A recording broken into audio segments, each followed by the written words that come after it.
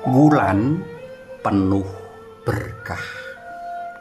Panglimbang 5 menit dina Senin Legi tanggal 23 Februari taun 2026. Kapethik saka Injil Matius bab 20 ayat 31 tekan ayat 40.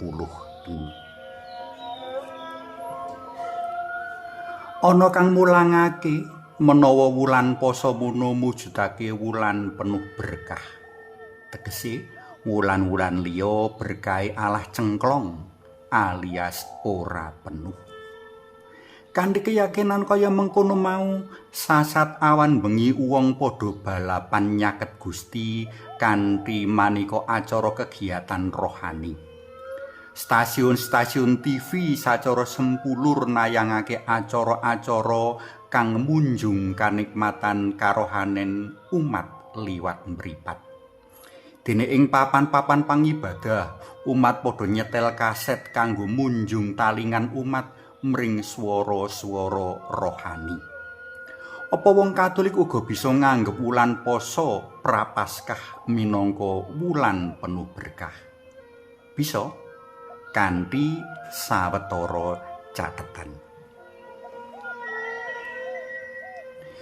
Ing pasemon bab pangadilan pungkasan dina iki, para penir dalam Gusti bisa ndudut sawetara cathetan kritis menawa bakal mulangake mangsa Prapaskah minangka mangsa penuh berkah.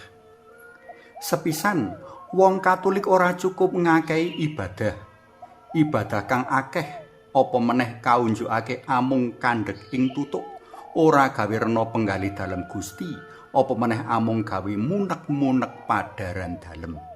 Prayoga kalelimbang wecan Nabi Amos iki. Aku sengit, aku nistakake riyayamu. Edohna saka aku remen-remen tetembanganmu, lagu gambusmu ora bakal ndak rungokake. Nanging karben keadilan gumulung kaya banyu lan bebener kaya bengawan anggone mili. Monggo sami kapirsani Kitab Nabi Amos bab 5 ayat 21 tekan ayat 17.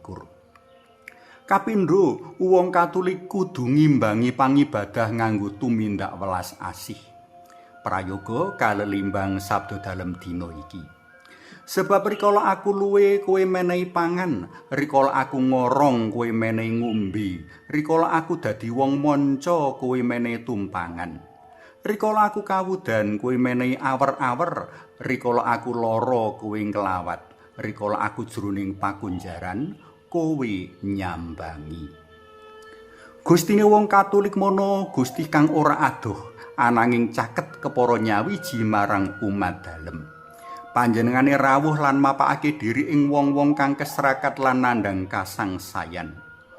Wulan bakal dadi kebak berkah rikala para pendeta dalem Gusti kejaba munjer lan mandherake pangibadah marang Allah, nanging uga peduli pepadha kang ing kono panjenengane rawuh sacara sinengker. Katelu, urip saleh lan tumindak becik ora cukup ing wulan Prapaskah wae, nanging uga ing mangsa-mangsa sanjaban wulan Prapaskah.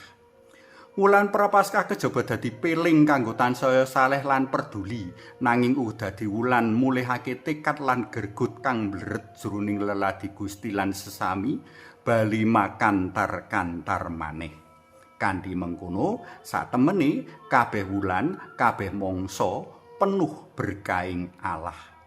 Saderma peling uga ora amung Allah wae kang saguh paring berkah, nanging manungsa uga bisa dadi talang utawa sambung asta berkah dalem Gusti.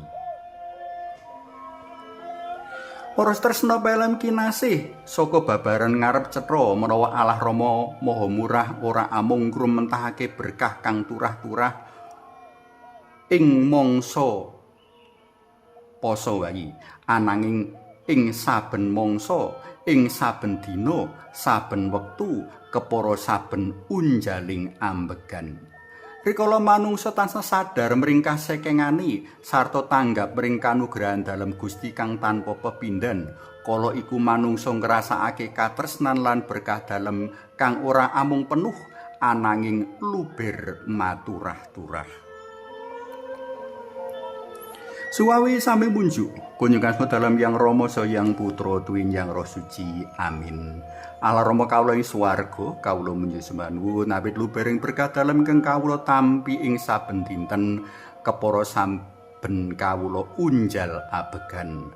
Rikala kawula unjal ambegan kawula ngraosaken roh dalem ingkang angslup nggesangaken. Amin. Kunjungan dalam yang Rama sayang Putra tuwin yang Roh Suci. Amin.